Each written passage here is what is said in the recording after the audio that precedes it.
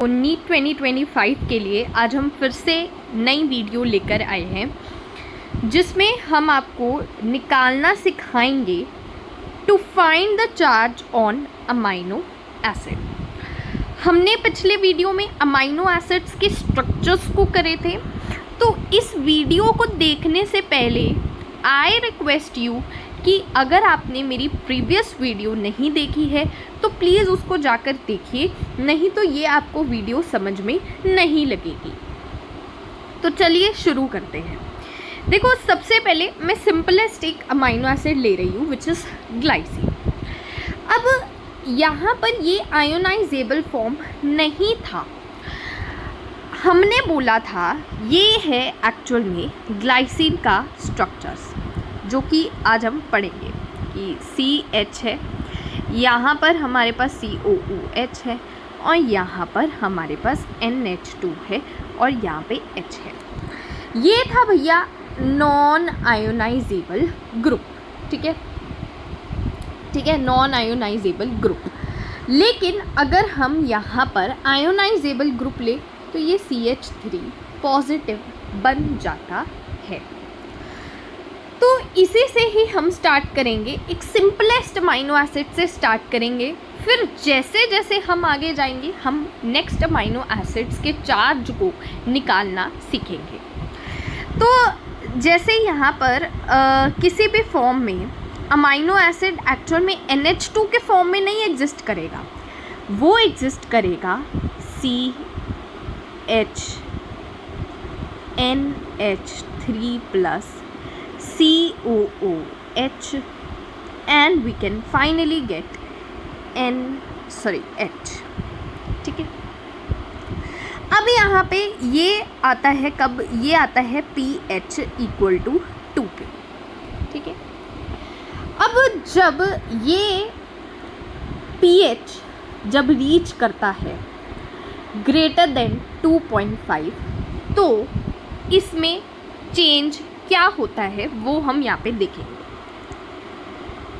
सबसे पहले यहाँ पर CH NH3 plus COO minus and H हो जाता है।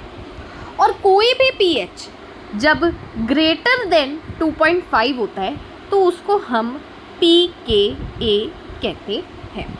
आई होप आपको समझ में आ गया होगा। और जब भी अमाइनो एसिड पे 2 चार्जेस होते हैं, एक पॉजिटिव और एक नेगेटिव, तो उसको हम कहते हैं ज्विटर आयन। बहुत ध्यान से समझना और सीखना कि मैं समझा क्या रही हूँ। इसको हम ज्विटर आयन कहते हैं, ठीक है। तो ये हमें अभी तक का समझ आ गया कि pH जब ग्रेटर देन 2.5 हो तो उसको हम pKa कहते हैं, और जब दोनों एग्जिस्ट करें, पॉजिटिव भी नेगेटिव भी, तो उसको हम ज्विटर आयन कहते हैं। और यहाँ पर अगर देखो चार्ज कितना है, नेट चार्ज अगर देखें, नेट चार्ज कितना है ज़रा देखो, तो नेट चार्ज पॉजिटिव नेगेटिव 0 है। और इसी को ही हम आइसो इलेक्ट्रिक पॉइंट कहते हैं। यहाँ पे जगह नहीं है, अरे भाई ये देखो, आइसो इलेक्ट्रिक पॉइंट, ठीक है। और pH जहाँ पे आइसो इलेक्ट्रिक पॉइंट एग्जिस्ट करता है, उस pH को pH at isoelectric point at isoelectric point, ज़रा बोलो क्या होता है। उस pH को हम क्या बोलते हैं, उस pH को हम बोलते हैं आइसो इलेक्ट्रिक pH। तो ध्यान से सीखना समझना कि एक्चुअल में मैं कंसेप्ट क्या समझाने की कोशिश कर रही हूँ, और उसी पॉइंट को हम आइसो इलेक्ट्रिक pH कहते हैं। सो लेट्स क्विकली रिमेंबर कि क्या क्या मैंने समझाया है। सबसे पहले यहाँ पर NH3 पॉजिटिव होता है। ये NH3 पॉजिटिव जब pH 2 पे होता है, और जब pH 2.5 से ग्रेटर चले जाए तो उसे pH को हम pKa कहते हैं। pKa पे अगर पॉजिटिव और नेगेटिव दोनों एग्जिस्ट करें एक अमाइनो एसिड पे तो उसको हम ज्विटर आयन कहते हैं, और जब अमाइनो एसिड के ऊपर नेट चार्ज 0 हो जाए तो उसको हम आइसो इलेक्ट्रिक पॉइंट कहते हैं, और उसी pH को हम आइसो इलेक्ट्रिक pH कहते हैं। तो आई होप कि आपको समझ में आ गया होगा। ठीक है, तो अभी हम इसको रब कर देते हैं कि ड्यू टू लेस स्पेस, तो आपने आई होप कि नोट कर लिया होगा। ठीक है, अब ज्विटर आयन के नेक्स्ट वाली कहानी देखते हैं। ठीक है, तो चलिए बढ़ते हैं ज्विटर आयन की नेक्स्ट वाली कहानी देखते हैं। ठीक है, अब मान लो pH 9 हो गया, pH क्या हो गया, 9 हो गया।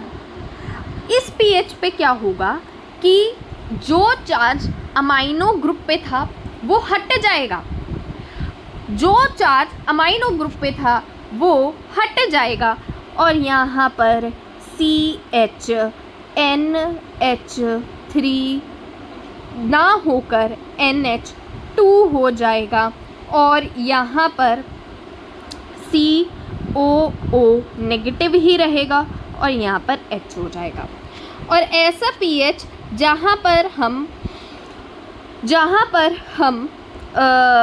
ज्विटर आयन से जहाँ पर pH 9 हो जाए, ऐसे pH को हम क्या कहते हैं, ऐसे pH को हम कहते हैं pKb।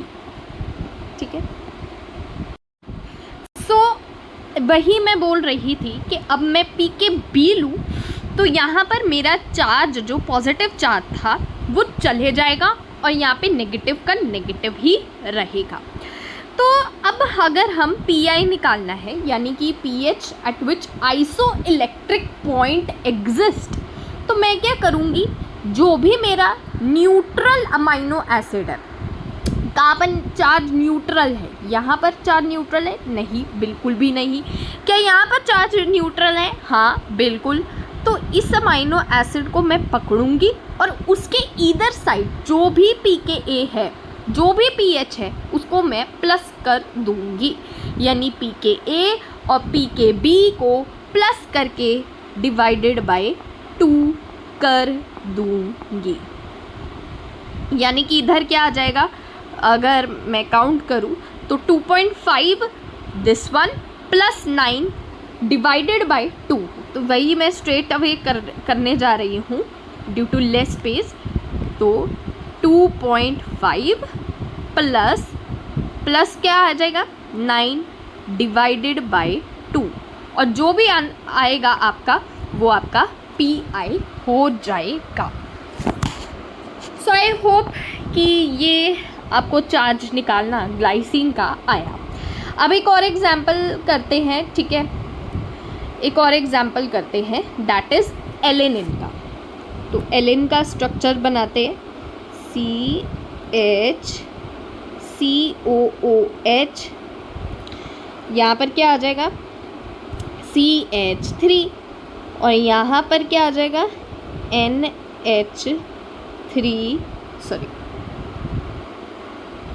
यहाँ पर आ जाएगा NH3+। ये आ जाएगा अपना एलेनिन का स्ट्रक्चर। अब ये कब एग्जिस्ट करेगा, जल्दी बताओ, ये कब एग्जिस्ट करेगा? अरे भाई pH 2 पे ये एग्जिस्ट करने वाला है हमारा। ठीक है भाई, अब जब pH में ट्रांजिशन आया, यानी कि जब pH ग्रेटर देन 2 पे चले गया, तो यहाँ पर क्या आएगा, यहाँ पर ये आ जाएगा pKa। अब स्ट्रक्चर क्या बनेगा, अब स्ट्रक्चर यहाँ पे CHNH3 positive, COO negative and CH3, और यहाँ पर तो चार्ज न्यूट्रल हो गया, तो इसको ही हम Pi कह देंगे।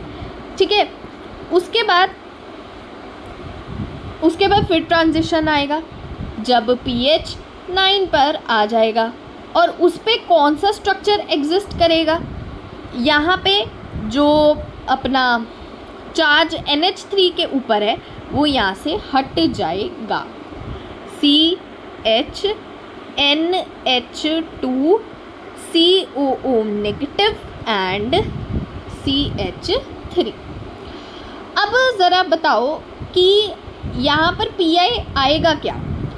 Pi आएगा यहाँ पर दोनों साइड, जो अपना न्यूट्रल अमाइनो एसिड है उसकी दोनों साइड को प्लस कर दो, यानी कि 2.5 प्लस 9 डिवाइडेड बाय 2, तो ये आपका Pi आ जाएगा। तो ये तो हो गई सिंपल बात कि ठीक है ये अमाइनो एसिड यहाँ पर है।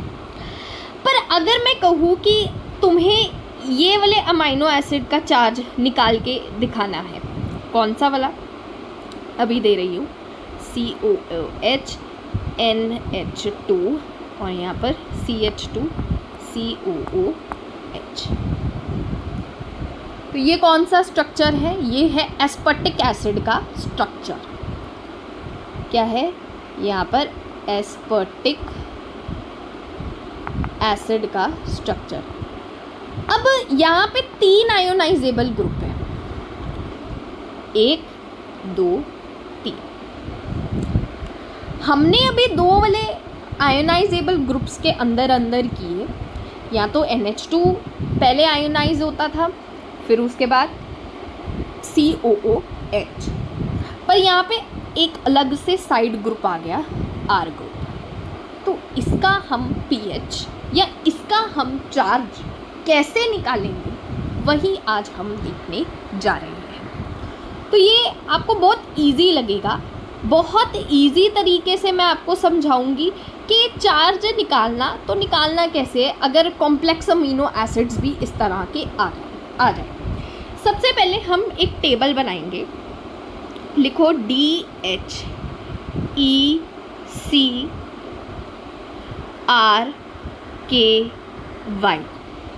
देखो ड्यू टू लेस स्पेस यहाँ पर D stands for एस्पर्टिक acid, H stands for histidine, ठीक है, C stands for cytosine, R stands for arginine, K stands for lysine and Y stands for tyrosine और E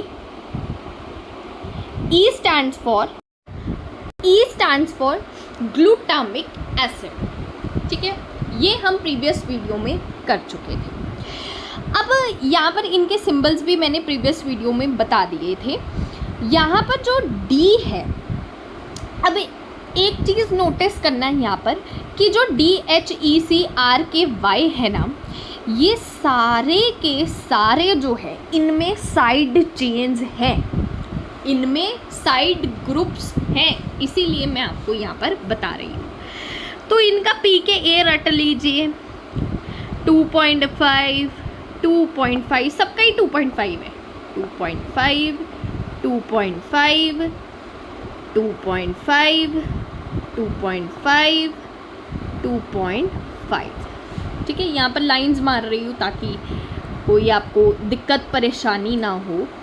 ठीक है, इस तरह से, ताकि आप इजीली से याद कर पाओ। ठीक है, ये तो हो गया pKa का सिनेरियो। अब हम pKb का देखते हैं।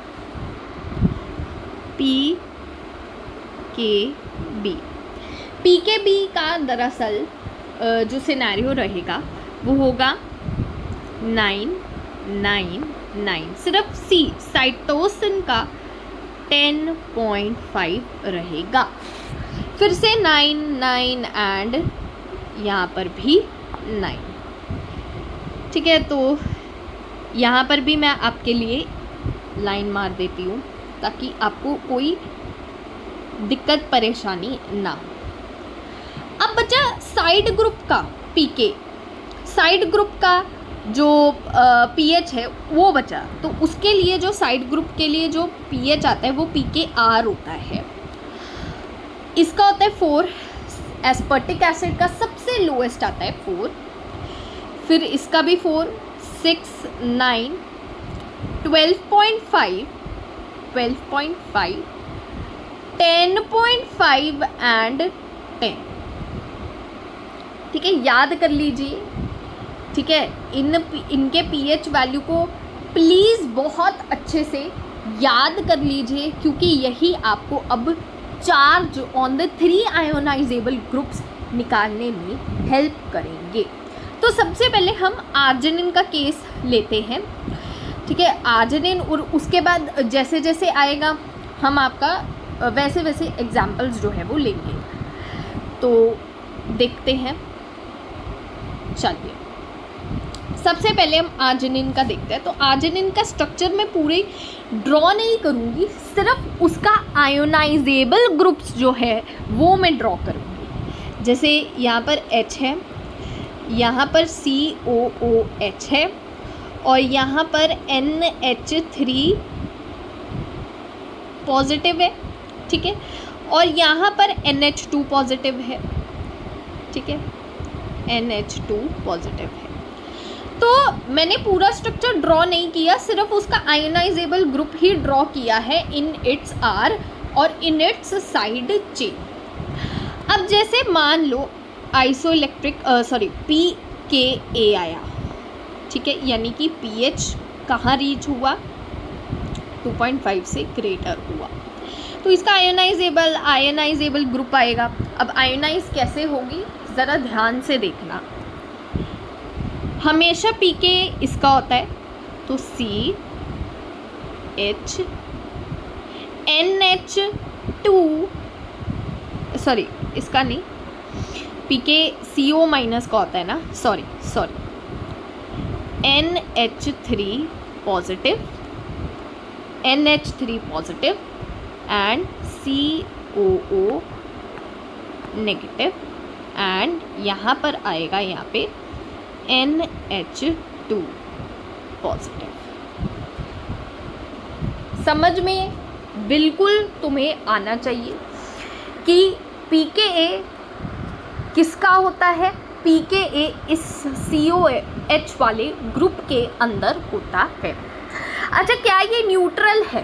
क्या ये वाला अमीनो एसिड न्यूट्रल है? बिल्कुल भी नहीं, क्योंकि इसमें 2 पॉजिटिव चार्ज और 1 नेगेटिव चार्ज आता है। फिर इसका आता है pKa, pKb इसका पहले आएगा या pKr। तो अगर मैं साइड पे इसकी वैल्यू लिखूँ, सबसे पहले इसका pKa कितना था, ध्यान से देखो pKa कितना था उसका, जो मैंने टेबल बनवाया था 2.5। pKb कितना था इसका भाई 9। pKr कितना था उसका भाई, इसका था 12.5। तो इसका मतलब इसके बाद जो है pKb यहाँ से आएगा, pKb यहाँ पे आएगा, तो pKb यहाँ पे आ गया। अब देखो ज़रा pKb में क्या होता है, यहाँ से चार्ज जाता है ना, इस वाले अमीनो एसिड से चार्ज जाएगा ना, तो CH NH2 COOH एंड यहाँ पे COO नेगेटिव ही रहेगा ना, COO नेगेटिव, और यहाँ पे NH2 पॉजिटिव। क्या ये वाला अमीनो एसिड हमारा PI है? हाँ बिल्कुल, ये वाला अमीनो एसिड हमारा PI है, क्योंकि नेट चार्ज जो है वो 0 है, तो ये वाला PI मैंने मेंशन कर दिया। अब हिसाब से अगर स्टेट वाइज चले तो अब हमारा pKr ही आना बाकी है। ठीक है, तो pKr क्या होगा सबको ही पता है, CH। अब ये इलेक्ट्रॉन एक्सेप्ट करेगा क्योंकि पहले ही पॉजिटिव था, अब ये इलेक्ट्रॉन एक्सेप्ट करके न्यूट्रल बन जाएगा, NH2 CO नेगेटिव और यहाँ पर NH2। अब इसका कैसे आइसोइलेक्ट्रिक pH निकाले? मैंने बोला था जो PI है उसके दोनों साइड के वैल्यू को प्लस कर दो, जो पी आई है उसके दोनों साइड की वैल्यू को ना प्लस कर दो। तो पी आई कौन सा है? ये वाला है ना पी आई। अब बस प्लस कर दो। तुम कैसे करोगे? आइए नेक्स्ट पेज पे देखते हैं। अच्छा, इसके साइड पे, इसके दोनों साइड पे कौन सी पी एच वैल्यू है? एक तो पी के बी है, ठीक है, दूसरा कौन सा? पी के आर। तो बस इसको ही तो प्लस करनी है। दोनों साइड पी आई के दोनों साइड के वैल्यू को तो प्लस कर दो। पी के बी प्लस पी के आर। आइए देखते हैं। ठीक है, तो पी के बी प्लस पी के आर, ये तुम्हारा किसके बराबर बन जाएगा? ये तुम्हारा पी आई के बराबर बन जाएगा डिवाइडेड बाय 2। पी के बी कितना है? पी के बी कितना है? अरे भाई पी के बी अभी बताया 9। पी के आर कितना है? 12.5 डिवाइडेड बाय 2। और ये तुम्हारा आइसो इलेक्ट्रिक पी आई जो है वो आ जाएगा। आई होप तुम्हें 3 आयोनाइजेबल ग्रुप्स की वैल्यू कैसे पीएच वैल्यू निकालनी है वो तुम्हें समझ में आ गया होगा। अब टायरोसिन का तुम करके दिखाओ। आओ साथ में करते हैं टायरोसिन। सबसे पहले तुम वैल्यू लिखो, y की वैल्यू टेबल से लिखो। हाँ, अगर वैल्यूज़ तुम्हें दी होगी, क्वेश्चन में पहले ही दी होगी, तो तुम्हें वो वैल्यूज़ को यूज़ करना है, ना कि टेबल्स की वैल्यू को। पर अगर तुम्हें कोई वैल्यू नहीं दी गई तो तुम्हें सिर्फ और सिर्फ दिए हुए टेबल की वैल्यू याद करके जानी है। अब सबसे पहले यहाँ पर आइए, ठीक है, आओ ज़रा करते हैं। पी के ए क्या वैल्यू थी? 2.5। हाँ 2.5। पी के बी क्या वैल्यू थी? जल्दी बताओ, क्या वैल्यू थी? जल्दी बताओ। 9। हाँ, और पी के आर क्या वैल्यू थी? अरे भाई 10। अब देखो, तुम्हें सबसे पहले पी के ए बनाना है, ठीक, फिर पी के बी आएगा और फिर पी के आर आएगा। चलिए बनाते हैं टायरोसिन का स्ट्रक्चर। साइड ग्रुप में OH था तो OH जो है वो आयोनाइज होगा। अब ज़रा देखो, टायरोसिन का स्ट्रक्चर्स बनाने जा रहे हैं। देखो भाई, सबसे पहले यहाँ पर CnH3 पॉजिटिव, HCOO नेगेटिव या H, और यहाँ पे तुम्हारा OH आएगा। पूरा स्ट्रक्चर नहीं बना रही, केवल उसका आयोनाइजेबल ग्रुप जो है वो बना के दिखा रही है। अब तुम्हारा एज पर प्लान क्या आया? पी के ए। हाँ तो बनाओ पी के ए, ज़रा जल्दी बनाओ। पी के ए में तुम्हारा ये वाला ग्रुप आयोनाइज होता है तो ये बनाओ, CHCOO negative, NH3 positive and OH। क्या तुम्हारा ये आइसो इलेक्ट्रिक पीएच हुआ या नहीं? हाँ बिल्कुल, नेट चार्ज जो है वो तो भाई 0 हो गया, तो ये हो जाएगा अपना आइसो इलेक्ट्रिक पीएच। अब तुम बेस बनाओ, पी के बी बनाओगे। हमारा तो यही हुआ ना, सबसे पहले पी के बी आएगा। अब तो बनाते हैं। अब आया अपने पास पी के बी, क्या बना? CHCOO negative. यहाँ पर हॉच पॉच हो गया तो यहाँ पर H आएगा, ठीक है, COO नेगेटिव, और यहाँ पर NH2 और यहाँ पे OH। अब तुम्हारा PKR आ जाएगा। अब तुम्हारा, क्योंकि PKR की वैल्यू सबसे ज़्यादा बड़ी थी, तो अब तुम्हारा PKR आ जाएगा CH NH2COO negative and O negative. अब तुम्हारा Pi कौन सा आया, ये वाला, ये वाला। उसके दोनों साइड के वैल्यूज़ को प्लस कर दो, pKa और pKb, यानी कि तुम्हारा वैल्यू क्या आ जाएगी, वो कैलकुलेट करते हैं। pKa की वैल्यू थी अपनी 2.5, ठीक है, और pKb की वैल्यू 9 थी। बस इसको प्लस कर दो, 2.5 प्लस 9 डिवाइडेड बाय 2, तो वो तुम्हारा यहाँ पे आंसर आ जाएगा। अब यहाँ पर तुम्हारा एक होमवर्क है, वो होमवर्क को अपना डिस्कस कर लेते हैं कि तुमने होमवर्क में कौन से pH वैल्यू को निकालना है। सबसे पहले तुम्हारे होमवर्क में यहाँ पर मेथियोनिन की वैल्यू को निकालना है, pH वैल्यू को। Second histidine, third cytosine, fourth lysine, fifth भी लिख देते हैं।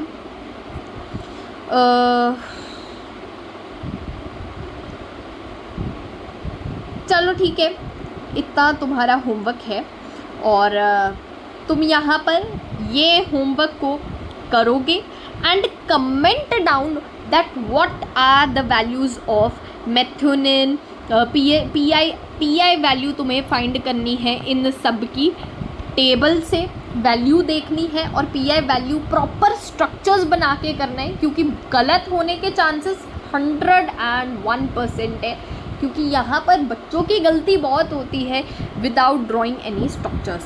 तो तुम्हारे को मेथियोनिन, हिस्टिडीन, साइटोसिन, लाइसिन, इन सब की पीआई वैल्यू को फाइंड करना है and comment down below.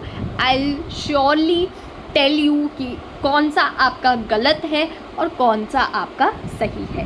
Thank you for watching.